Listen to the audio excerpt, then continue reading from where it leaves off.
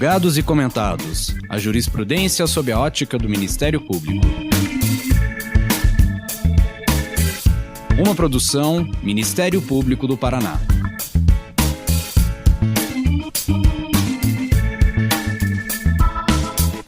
Olá, estamos começando mais um episódio dos Julgados e Comentados. Eu sou Fernanda Soares e nesse episódio vamos conversar sobre perfilamento racial no processo penal brasileiro, com a participação da doutora Ana Maria Prats, professora de Direito e procuradora do Distrito Federal. O Supremo Tribunal Federal, em um julgamento do HC 20824, definiu o entendimento de que as ações policiais motivadas por perfilamento racial invalidam provas obtidas durante a abordagem. Trata-se de um marco significativo no combate à discriminação pelas forças de segurança e sua implicação direta na criminalização de pessoas negras. A seletividade na aplicação do sistema penal é um reflexo do racismo estrutural expresso nos mais diversos âmbitos da vida social. Muitas vezes disfarçado sob o pretexto de suspeita justificada, nada mais é do que a reprodução de estereótipos raciais que se associam à imagem de pessoas negras a atos criminosos. Essa prática viola os princípios constitucionais de igualdade e dignidade da pessoa humana, além de gerar impactos devastadores na vida daqueles que são alvos de abordagens injustas. Os impactos da decisão do STF, em especial os fundamentos da abordagem policial e na realização das audiências de custódia pelo sistema de justiça, serão particularmente debatidos nesse episódio. Para isso, contamos com a participação, então, da doutora Ana Maria. Ana Maria, seja muito bem-vinda aos Julgados e Comentados para falar de um assunto tão caro quanto esse. Obrigada, Fernanda. Eu que agradeço o convite. Só me apresentando antes da gente dar continuidade, eu sou Ana Maria Prats, atualmente eu sou procuradora do DF, advogada, professora, e fui por muitos anos defensora pública, e meu trabalho hoje em dia é um trabalho que também vem com um debate racial dentro do sistema penal. Então, eu agradeço demais poder estar participando desse episódio com vocês aqui hoje. Quem já agradece desde logo somos nós, né? Porque eu não tenho a menor dúvida que, assim, esse bate-papo vai gerar, assim, em todos os nossos ouvintes muitas inquietações, muitas reflexões. Então, assim, eu confesso que eu estou particularmente animada para o episódio de hoje. Então, vamos dar início aqui.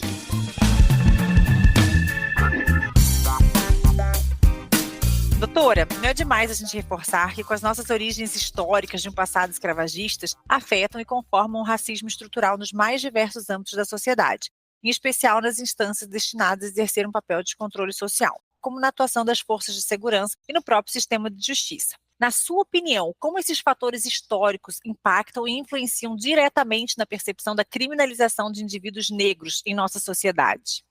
Excelente pergunta, Fernanda. Influencia de maneira direta e com um impacto absurdamente grande. Como você mesmo disse na sua pergunta, nós sabemos muito bem que nós temos todo um passado, que é um passado baseado na escravização.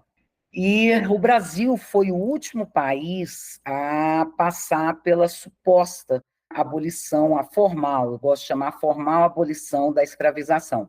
Só que quando isso chegou no Brasil, você já tinha todo um cenário em volta pressionando o Brasil para essa escravização.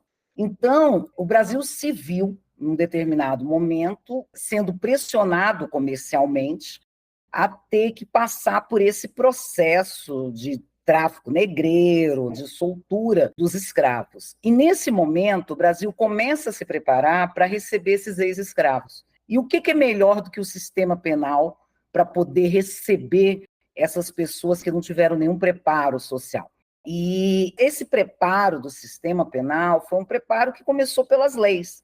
A criminalização das condutas dos negros, da cultura dos negros, da religião dos negros. Então, a própria criminalização da vadiagem, né, da vagabundagem, da mendicância, é um reflexo disso.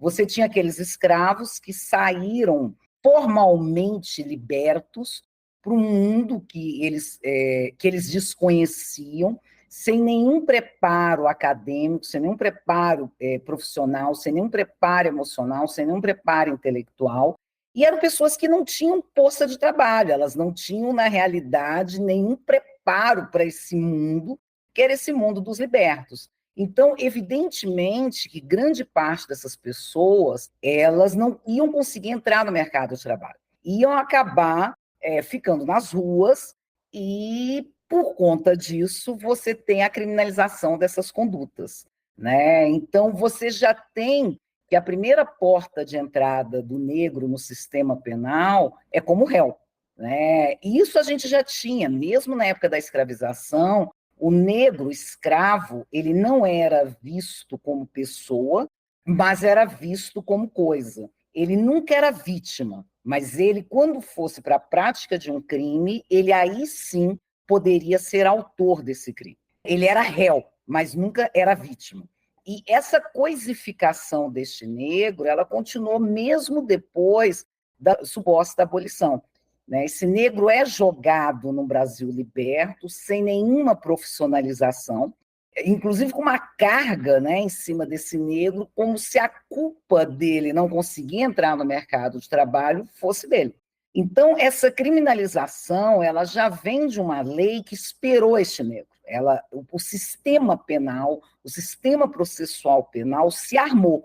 O negro sai das senzalas para entrar nas celas, para entrar nos presídios. Ele, na realidade, sai da mão dos senhores de engenho, né, dos senhores donos de fazenda, e entra nas mãos do Estado, que é agora quem detém o chicote, quem detém a chibata no negro. Então, todo este processo que a gente vivencia até hoje no Brasil, que é um país racista, que ainda continua sendo um país racista, é um processo que remonta à época da escravização, né? A gente ainda tem essa visão escravocrata, essa visão de negro como coisificação, e que, após isso, a criminalização foi a saída que se teve para este negro que estava solto neste mercado. Para além dessa falta de preparo, ele vem com um rótulo, né? Esse rótulo de ex-escravo, né? Ele não vem liberto efetivamente, a verdade é essa. A verdade é que é por isso que eu falo em suposta abolição. Tanto que os movimentos negros, eles não comemoram o dia 13 de maio. Né? Essa é uma comemoração que a gente não faz mais, justamente porque nada aconteceu no dia 13 de maio. Até porque o processo de abolição não era um processo, como a gente diz, que Princesa Isabel foi lá, escreveu uma carta e deu uma abolição.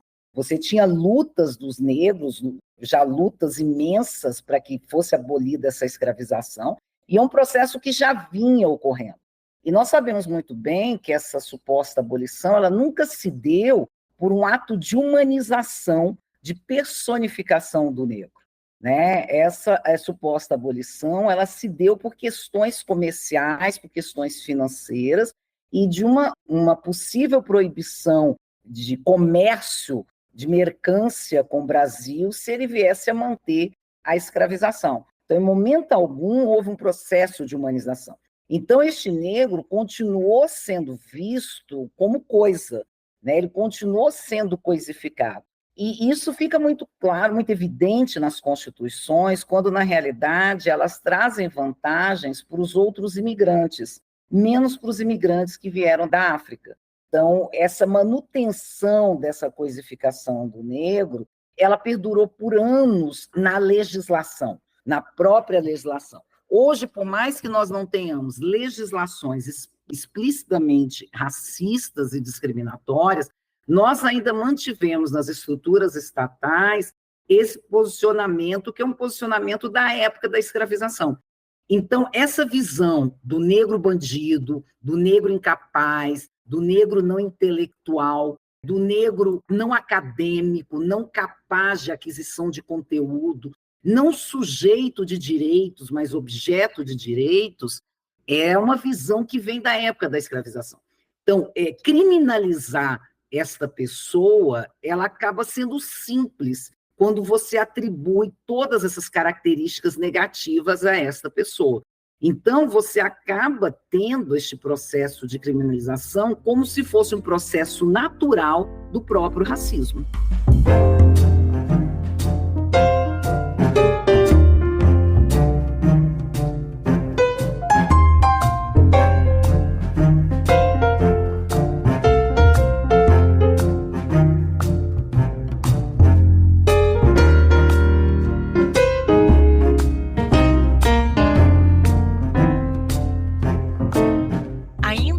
Tardiamente, eu acho que a gente pode dizer que vem ocorrendo, né, uma mudança, ainda que lenta, de posicionamento. Em abril de 2024, por exemplo, o STF, em um julgamento de um pedido de HC apresentado pela Defensoria Pública do Estado de São Paulo, decidiu pela invalidade de provas colhidas durante a abordagem policial que se caracterizassem pela ocorrência do chamado perfilamento racial. Nesse assunto, eu queria que a senhora explicasse para a gente um pouco mais o caso em questão, a própria definição de perfilamento racial e qual a importância, então, dessa decisão do Supremo para o combate do racismo e para essas mudanças que tanto a gente almeja.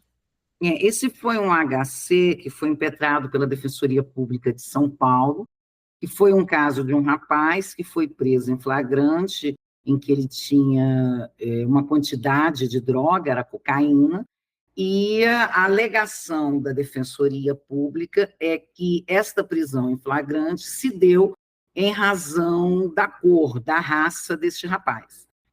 O Supremo, por 7-3, não concedeu do HC, inclusive entendeu que não era o melhor leading case, né? Não era o melhor caso em concreto para que eles tivessem esse debate, mas mesmo assim eles fixaram, né, uma tese no HC. Quando a gente fala fixar tese no HC, para que os nossos ouvintes saibam, né, a gente fala entre aspas, porque eu estou aqui gravando e colocando entre aspas, gente, mas vocês não conseguem ver que eu estou colocando entre aspas, né? Então, eles fixaram essa tese, entre aspas, de que a abordagem policial ela tinha que ter elementos concretos.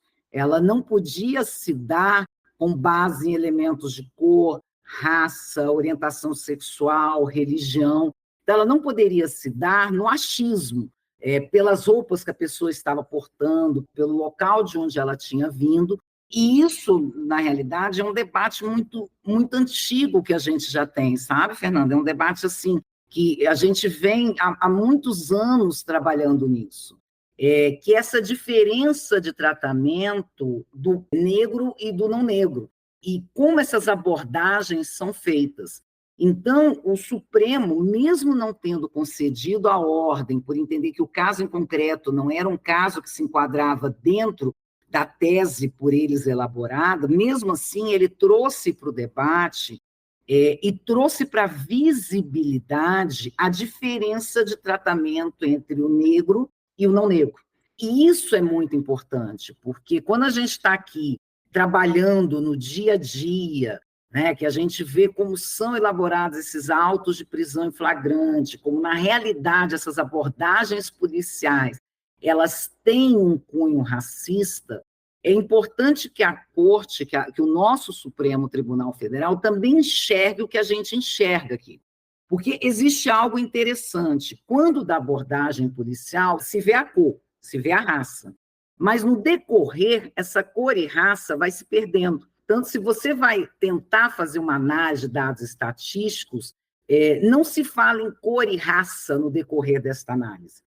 E deveria se falar, deveria se mencionar, porque se a prisão teve um cunho racista, para que eu, na realidade, saiba se ela teve um cunho racista, quando isso chega no judiciário, tanto MP quanto defesa quanto juiz tem que saber de que cor, de que raça é aquele preso, para justamente saber se essa abordagem teve um cunho racista ou não. E isso se perde. Isso não é mencionado. Então, na realidade, você não tem casos muito práticos, muito reais, em que essa abordagem é expressamente racista. Eu estou lhe abordando porque você é negro. Isso geralmente não ocorre. Isso é de uma maneira em que ela é feita de forma implícita. Então, ela não é externada em palavras, numa manifestação expressa racista. Não, ela é externada de que maneira? Locais que os negros frequentam são mais abordados em locais que os brancos frequentam. Quantidade de droga com os negros, a quantidade é infimamente inferior do que a quantidade de drogas com os brancos. Tem dados estatísticos que revelam que as apreensões com os negros, para que eles sejam considerados traficantes, beiram a 100, 150 gramas de droga. E esses dados estatísticos revelam que para que o branco seja considerado traficante, é com 1,5 kg. Então, a gente vê a desproporção nisso. Então, a gente já vê que você tem uma abordagem racista quanto a isso. O fato de que no mesmo grupo você tem brancos e negros, apenas os negros são abordados. Isso não é uma abordagem racista. Isso não é feito de maneira verbalizada. Eu estou lhe abordando porque você é negro, mas é externado pelas condutas, pelos locais, pela criminalização de movimentos culturais negros, né, onde você percebe que as forças de segurança se fazem muito mais presentes e numa tentativa de criminalizar também esses movimentos culturais. Por isso que a gente entende que quando isso chega no Supremo, isso chega também com um olhar de que o Supremo está trazendo isso para onde isso sempre teve que estar, que é pelo olhar da Constituição Federal.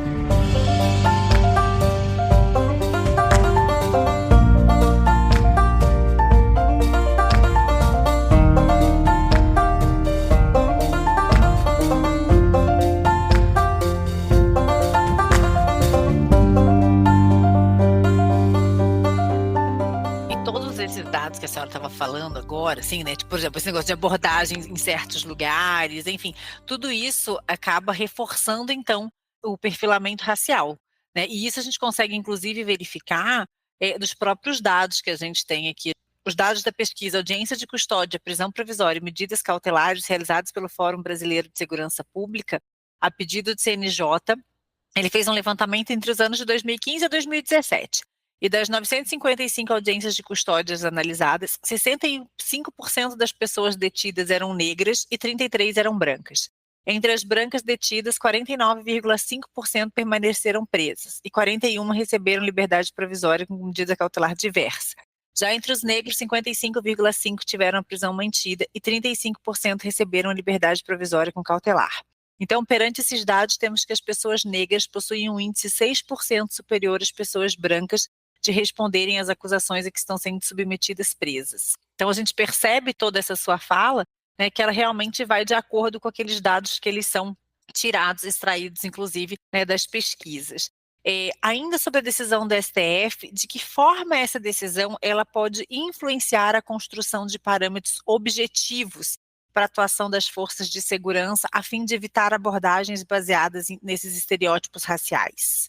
Antes de eu responder, Fernanda, assim, só fazendo um complemento à pesquisa que você trouxe, esses dados estatísticos são importantes para a gente perceber que a gente parte de análise empírica e que, na realidade, não é algo que eu imagino porque eu participo de muitas audiências e lá eu imagino. Não, são dados empíricos e são diversos estudos quanto a isso. Tanto que a gente percebe que o sistema carcerário ele é negro, né? O nosso encarceramento é negro. E esses dados são dados estatísticos que hoje nós temos trabalhado, o Supremo, inclusive, trouxe esses dados no HC, né? Ele trouxe todos esses dados para o debate e foi um julgamento muito rico em sentido de dados empíricos, justamente para que a gente possa ver que as pesquisas nesse sentido são pesquisas que estão cada vez crescendo mais e que não partem mais de uma impressão,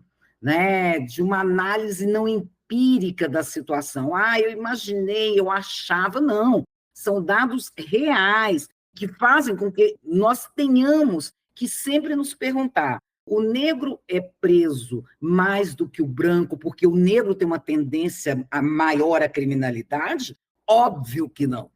Né? Óbvio que isso não existe uma tendência maior à criminalidade. Nós não estamos em época lambrosiana em que a gente fala que uma determinada pessoa, em razão de cor, raça, tem maior tendência à criminalidade. Não.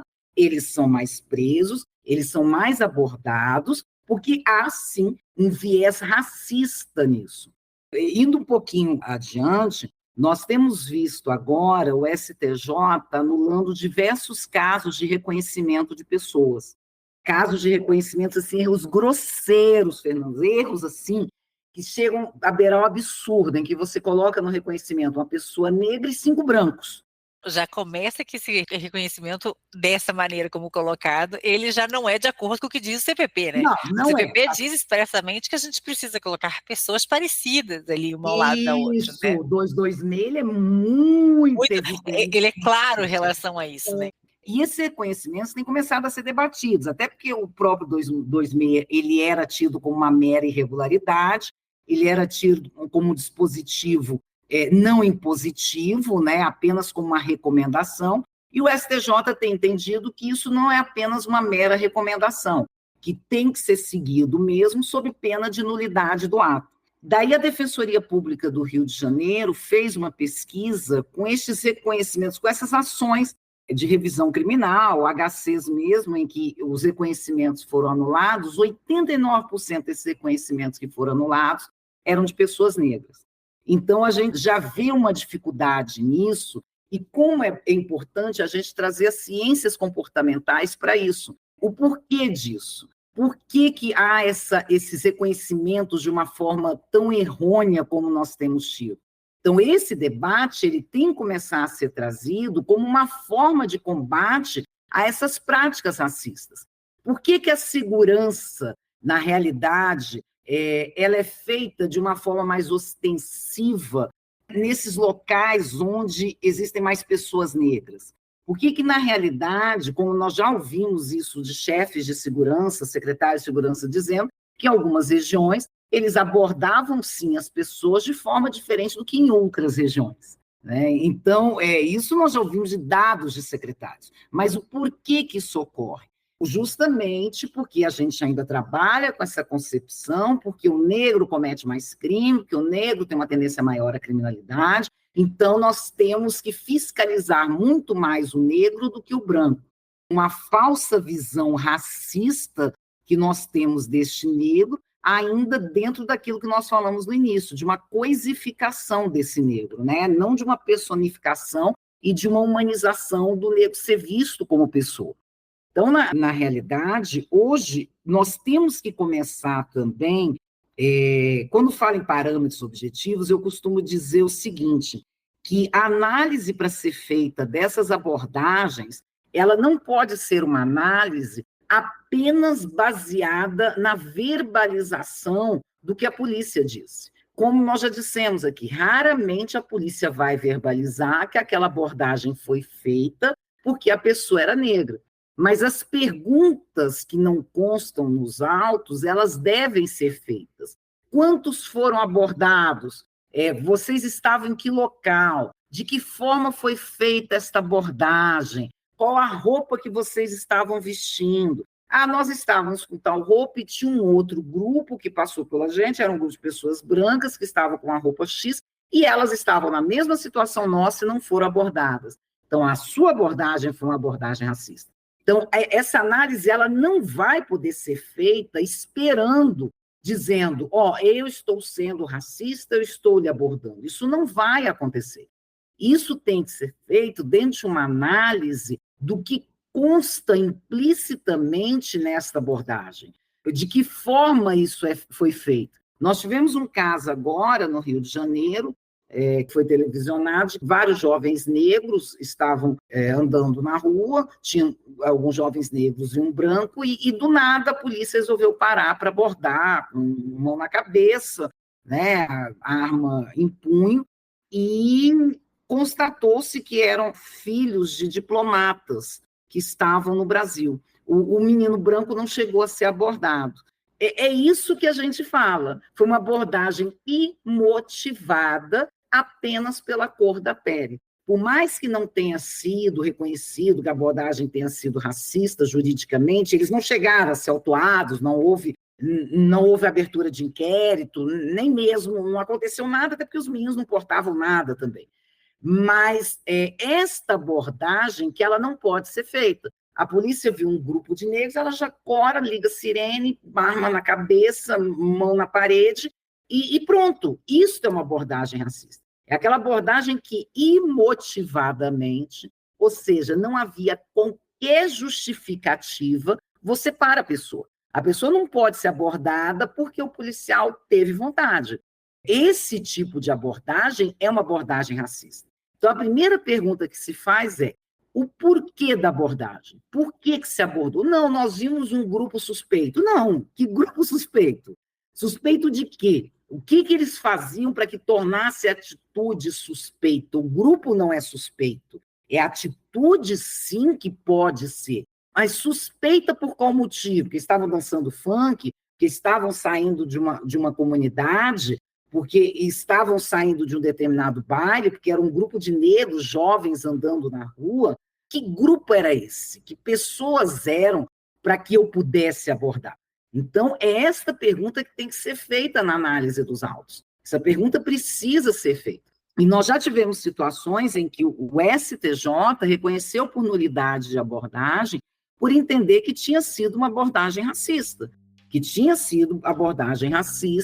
em que a abordagem foi feita em razão da cor da pele da pessoa, em razão da cor da pele do sujeito.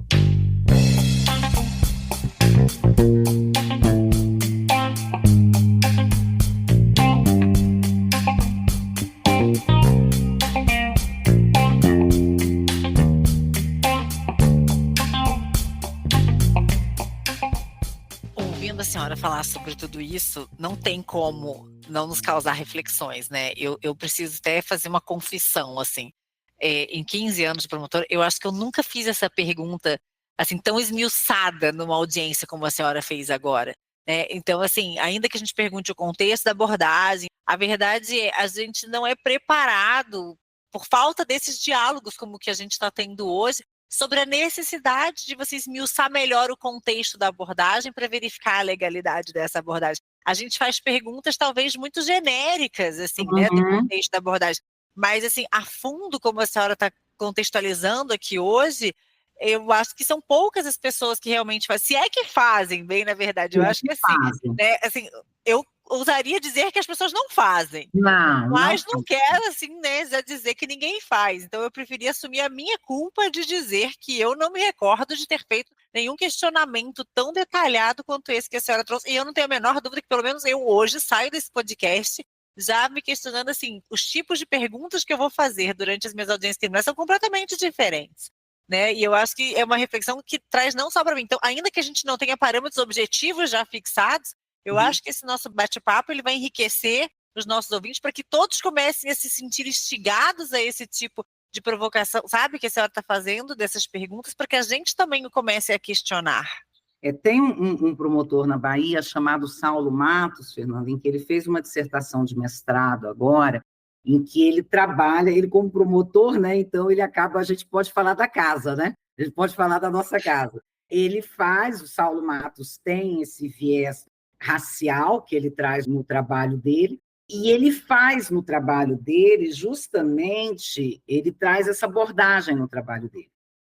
Como há um silêncio do Ministério Público após essa autuação.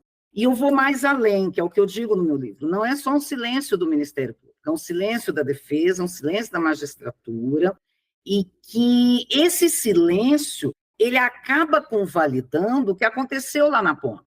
Então, a gente também não pode vir agora dizer que a culpa é da polícia. Não, ela está sendo convalidada, os atos dela estão sendo convalidados pelo silêncio das demais fases. E este silêncio é um silêncio dolorido, porque é um silêncio da doutrina. Você falar hoje penal e processo penal sem falar do racismo, eu não sei que penal e processo penal a gente está falando, porque você que está lá na ponta, você vê o tanto de negro, tanto de pessoas negras que são presas. Então, esse debate é um debate importante que a gente precisa trazer. Ele não é nem importante, ele é essencial. Eu costumo dizer que o sistema penal se alimenta do racismo, e o racismo se alimenta do sistema penal. Há uma retroalimentação doentia, torturosa, e que recai sobre a população preta, em especial sobre os homens jovens e negros. Né? Aquela dor da mãe que o filho sai da comunidade, ela não sabe se vai voltar ou não vai voltar, se ele vai estar preso ou não vai estar preso. E isso é uma realidade, o que a gente está dizendo não é coisa de filme, é uma realidade. Então, nós temos que começar a trazer para a doutrina, para o debate acadêmico, para os autos judiciais. Nós temos que começar a trazer esse debate tem que partir do MP, da defesa, da magistratura, da polícia, da doutrina, dos professores, dos acadêmicos, ou seja, o mundo jurídico como um todo não pode mais se silenciar. Nós estamos vendo como é que nós estamos com carceramento, que isso explode de uma maneira cada vez a intensificar mais as condutas criminosas, e isso reflete na segurança, né? Isso tem um reflexo na segurança, e nós ficamos ali, não faz de conta de que a coisa funciona, e ela não funciona, né? A gente tem visto agora o número de pessoas que têm sido soltas em razão desses reconhecimentos de pessoas que são reconhecimentos extremamente abusivos, né? Ilegais, abusivos é pouco, ilegais.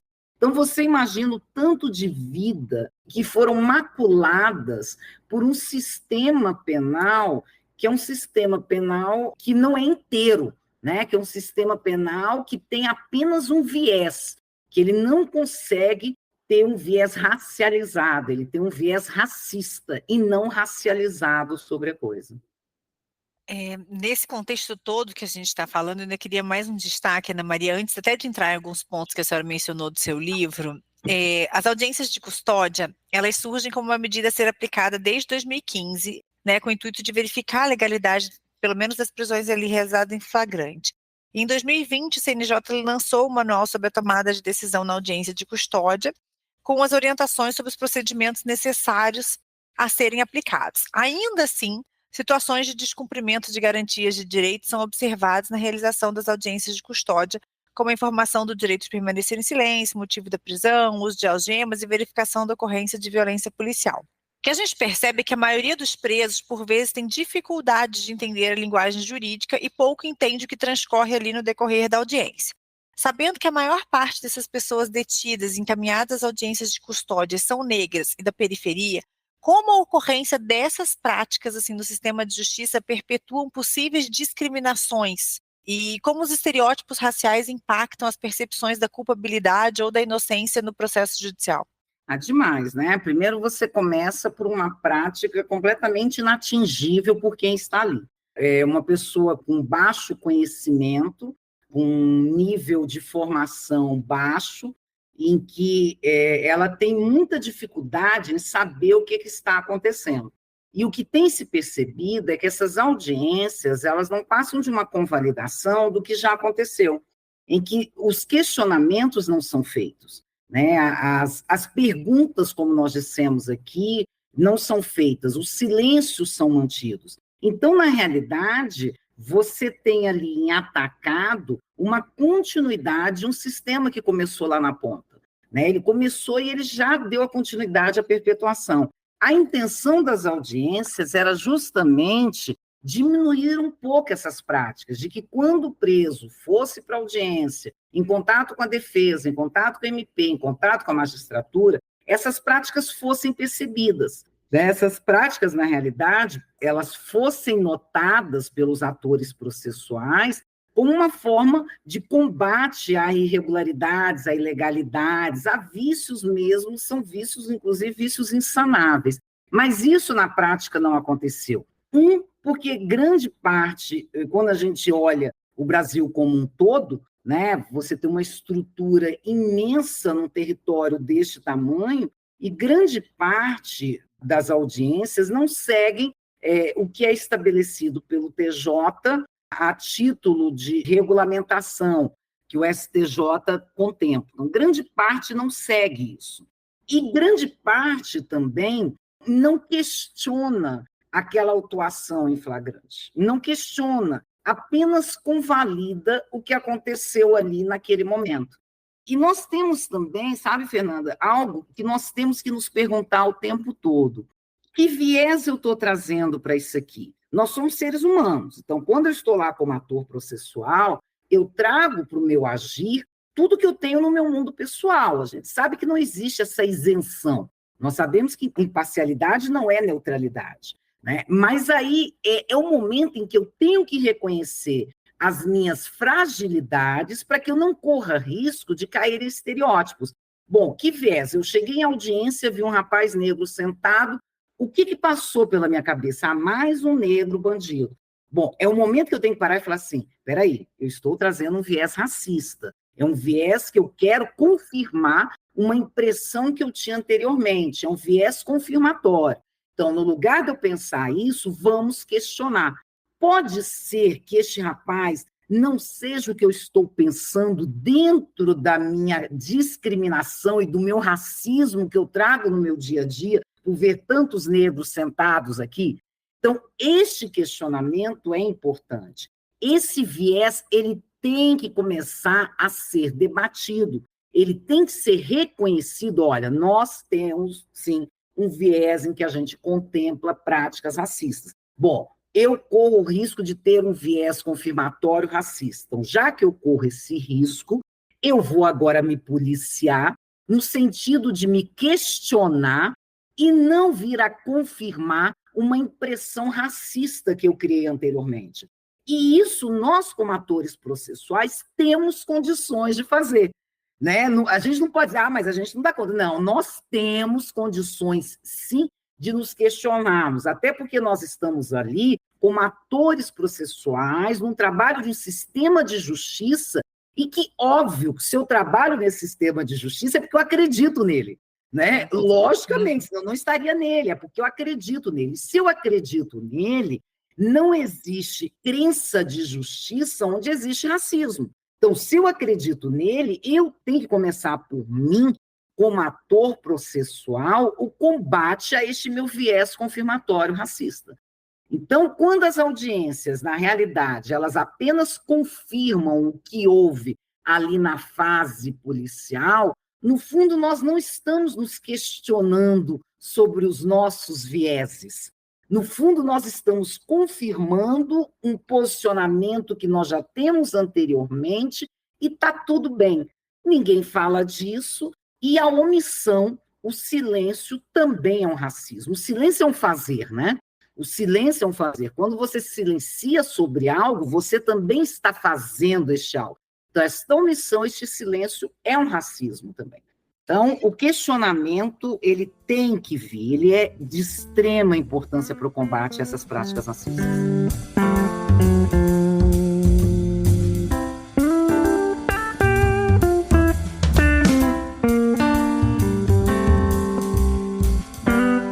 Mas, para além do questionamento, no seu livro, você defende a necessidade de uma revisão crítica das normas processuais penais sob uma perspectiva antirracista. Quais seriam as principais mudanças legislativas e institucionais necessárias para a gente poder combater o racismo no sistema de justiça, em especial já desde a realização da audiência de custódia? Além desses questionamentos que a senhora trouxe, assim, o que mais que a gente pode mudar, né, na interpretação, no sistema processual penal como um todo? Eu acho que você já trouxe uma questão. Primeiro, a questão de interpretação, né? Como eu visualizo esse sistema? A mudança é muito mais do sistema de justiça penal do que da normatização como um todo. Ela ocorre muito mais na mudança de postura do que numa normatização. Porque o racismo, ele encontra saídas, ele sempre encontra uma forma de entrar no meio do caminho.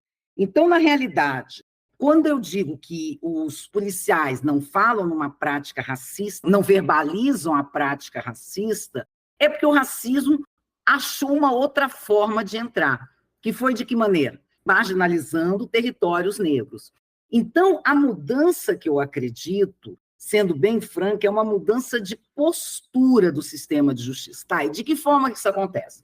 Nós temos hoje um CNJ muito mais atuante, com cursos intensos quanto à questão do caráter antidiscriminatório e antirracista, assim como nós tivemos o manual para julgamento de perspectiva de gênero, CNJ, eu já soube que tem uma iniciativa para o manual de julgamento de perspectiva de raça, cada vez mais trazer para o debate e trazer os questionamentos. Então, quando você está lá como promotora de justiça, foi o que você disse, eu não me questiono sobre isso. Então, você vai levar isso também para um debate e se perguntar, peraí, colegas, em que momento nós estamos questionando sobre isso? Em que momento nós estamos contemplando isso? Negro é mais preso porque pratica mais crime? Não, isso não existe. Isso não é real. Isso é comprovadamente um dado irreal. Então, é importante que a gente também queira sair desse sistema. É importante que a gente se diga assim, não, eu quero que esse sistema seja um sistema que não continue, Eu não quero hoje fazer parte como ator processual de um sistema racista. E o que eu, no meu papel como uma promotora, como uma juíza, como uma advogada, como uma doutrinadora, como uma professora, posso trazer para isso? Eu tenho visto nos últimos anos, crescendo cada vez mais, Fernanda, os debates nos seminários trazendo um viés racista. E várias pessoas têm vindo conversar, dizendo assim, olha, eu não tinha pensado assim, eu não tinha trabalhado com essa hipótese. Eu já deixo registrado, eu já não tinha pensado assim muitas coisas que a senhora trouxe, entendeu? Eu já não tinha trabalhado com muitas coisas daquilo que você trouxe. Então, assim, eu já confirmo isso que a senhora está falando nesse episódio já. E a defesa também, sabe, Fernanda? A defesa fala, nossa, não passou pela minha cabeça. Eu estava lá vendo o reconhecimento de pessoas e nem passou pela minha cabeça, sabe? Ah, não, é meu cliente, inclusive, na hora que ele foi preso, o policial virou e falou assim, seu neguinho, seu nego safado, etc e tal. E eu nem passou pela minha cabeça. Então, esse tipo de conversa é importante, porque nós sermos vistos como sujeito de direitos e de pessoas que retratam e que trazem para o debate uma realidade do sistema de justiça, isso tem que ir além de nós, além do debate de nós, pessoas negras. Isso tem que entrar no sistema de justiça, que é um sistema de justiça predominantemente branco. Então, nós precisamos que esse sistema de justiça, que é predominante branco, ouça as vozes negras, ouça, na realidade, os dados estatísticos. Nós só estamos falando, olha, vejam os dados estatísticos, trabalhe como está sendo feito esse trabalho, de levar isso para o debate, de que forma a gente pode minimizar isso. Bom, obrigar que os reconhecimentos de pessoas, as pessoas sejam colocadas no mesmo patamar, como você mesmo disse, isso já existia, isso já era o óbvio, isso já era o mínimo que já existia. Mas que um negro não seja colocado com várias pessoas brancas, ele sendo o único negro. Exigir que padrões sejam cumpridos, que quando da abordagem policial, a motivação seja analisada. Outra coisa, o questionamento dessa palavra, o que está sendo dito? E a credibilização da palavra desse negro também. Não é sair acreditando em tudo, nós não estamos querendo inviabilizar o sistema. Não, mas se ele está dizendo isso, eu vou questionar isso. Espera aí, seu policial, está tendo um questionamento de que a coisa foi de tal maneira. Como é que o senhor explica isso? Então, isso deve ser feito. Assim, a gente vai construindo um grãozinho, um passo, mas a coisa vai andando, sabe? Como ela tem, eu acredito que ela tem caminhado, nossa, muito. Eu faço parte do sistema de justiça há mais de 30 anos. Então, na realidade, hoje, o que eu vejo, de 30 anos para cá, é um caminhar assim, que já caminhou mesmo, em comparação com 30 anos, mas nós ainda temos uma estrada longa, muito longa para percorrer. Enquanto isso, nós fazemos vítimas desse sistema de justiça, né? Que são rapazes, como, por exemplo, o violinista lá no Rio, que foi preso, que estava num álbum de fotografia, e que ninguém sabe como é que aquele rapaz foi parar no álbum de fotografia, que ficou não sei quanto tempo preso. No outro, que era o entregador, que ficou anos preso e nunca tinha praticado crime. Enquanto isso, nós vamos criando esses frutos desta prática racista, que são frutos que vão ser contaminados pelos horrores do sistema de justiça para o resto da vida. Mas, de qualquer forma, esta mudança, ela precisa ocorrer de cada um, né? Você constrói ali, eu construo ali, a outra pessoa constrói ali, e quando a gente for perceber, isso está virando uma bola de neve, a ponto do Supremo ter que falar disso, do STJ ter que falar disso, e de ser discutido em todos os locais. Quando for conversar com os amigos sobre direito penal e processo penal, esse debate já surgir de uma forma normalizada. Não, nós temos um sistema racista, o que a gente está fazendo para combater isso? Então, esta mudança é uma mudança de postura que eu acredito nela. Acredito, sim, demasiadamente. É o que eu digo, se eu não acreditasse, eu não estava aqui. E acredito, sim, com todas as minhas forças, nessa mudança desse sistema.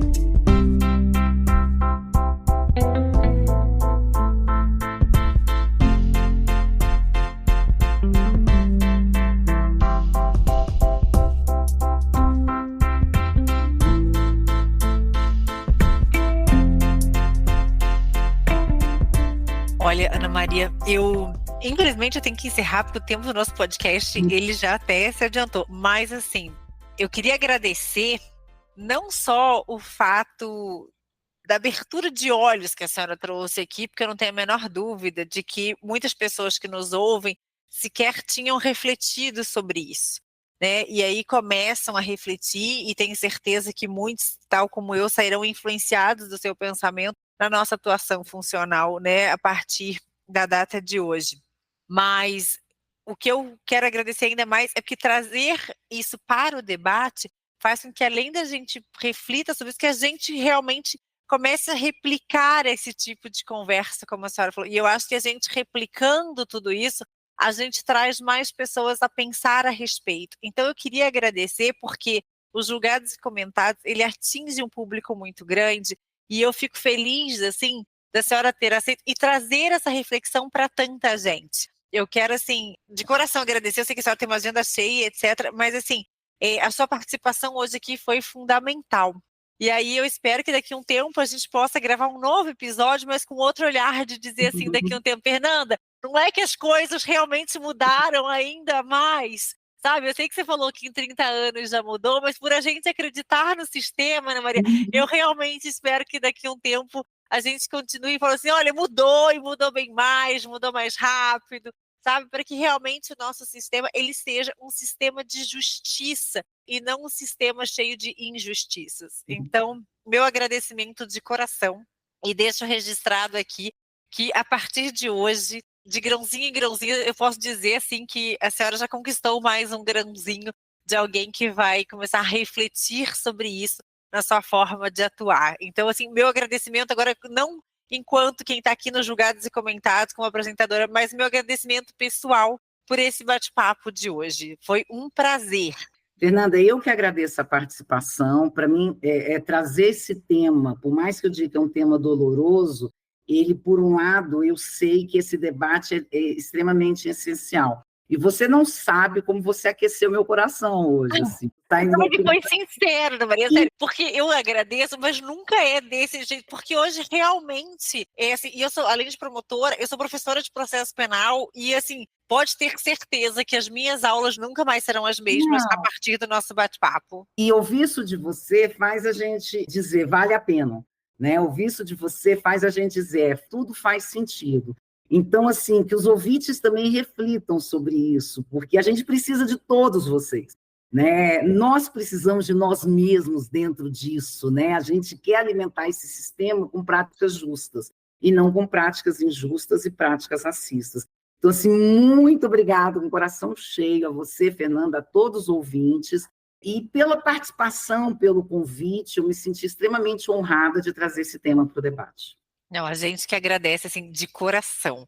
E até quero aproveitar, hoje eu fugi do script total, e quero agradecer ao Gabriel, que é quem nos ajuda, e foi ele que insistiu, não, eu vou tentar, eu vou falar com ela para trazê-la para os Julgados e Comentados. Então, assim, o Gabriel foi o fã número 1 que falou, não, eu vou tentar de todo jeito trazer a doutora Ana Maria para os Julgados e Comentados. Então, assim, meu agradecimento ao Gabriel e à doutora Ana Maria, tá? Tá bom. Beijos. E vocês, nossos ouvintes, não esqueçam de nos seguir nos aplicativos de sua preferência e também nas redes sociais. Procurem a gente no Instagram por ESMP_PR ou acesse nosso perfil na descrição do episódio e nos envie sugestões de temas, dúvidas ou comentários. Gente, muito obrigada e até a próxima.